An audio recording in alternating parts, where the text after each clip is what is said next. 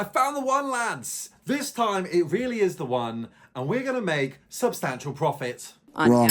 Welcome back to another video on the channel where I risk £100 of my money to entertain you people and find out, can we make money doing these mass bets? Please remember that I don't encourage you to copy me and that gambling is not a way to make money, but it is a way to have some fun. In this video, I'm betting 1,000 corners. Imagine the accumulator on this bad boy. But we're not doing an accumulator. No, we're doing something else. We're doing our usual £1 on 100. Repeat of... Anyway, you know what I mean. We're about to do over 9.5 corners on 100 games. I don't mean to use stats to make monetary gain, but here we are. I've actually researched, using the internet, what is the average amount of corners that we can expect from the leagues around Europe. Oh, sorry.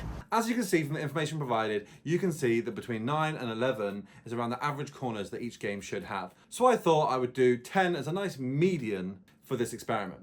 It's time to list the leagues. I bet on 10 games in the Premier League, 10 games in the Serie A, 10 games in La Liga, 9 games in Ligue 1, 9 games in the Bundesliga, 9 games in the Eredivisie, 9 games in the Portuguese Primeira Liga, 8 games in the Norwegian Elite Serie, 8 games in the Belgian First Division A, 10 games in the Turkish Super League, 6 games in the Austrian Bundesliga, and to cap out the 100, I added the 2 Championship playoff games on the Sunday. If I was a very lucky boy and there was 1,000 corners over this weekend of football, I would make £175.07. That would be a very cheeky profit. The lowest odds game was Tottenham versus Burnley. For putting £1 on, I only get £1.33 back. This is the game I guess expected with the most amount of corners.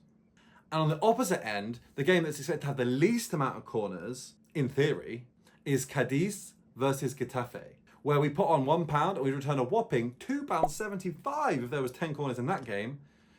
That would be great. I could never be nobody #1 fan. And the games are finished and a new backdrop's unlocked on the channel. But how do we get on with this weekend's betting?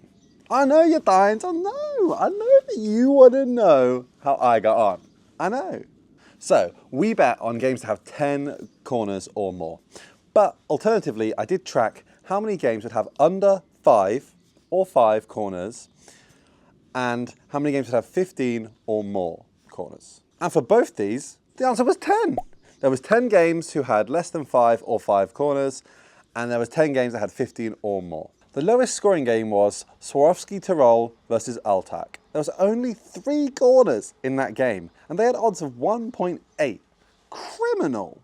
And interestingly, with the same odds, was the highest corner game, with 19 corners, was Trabzonspor versus Istanbulspor. Crazy game. There must have been many saves from the keeper. I don't know.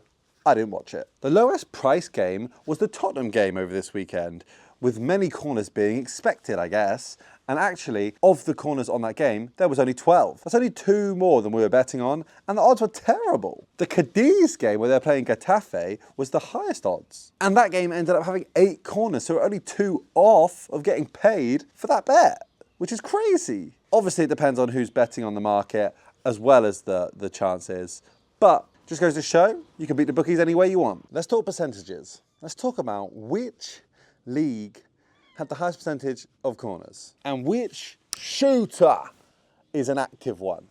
But down in the bottom with 22% of the games having over 10 corners was Ligue 1. Okay, French football, where's the corners, boys? Where's the corners? You know? Up next with 33%, we're heading over to Germany, the Bundesliga. Again, where's the corners? What's going on? Joint on 40% was Spain and Norway. All right, La Liga and the Elite Serie. Both had a fair amount of games that had over 9.5 corners. We're starting to respect these leagues a bit more. Now, joint with 50%, so half the games had over 9.5, was the Championship playoffs, although I did only bet on 2, and the Belgian First Division A, which I bet on a few more than 2. So, big up Belgium. In 55% was the Portuguese Primeira Liga.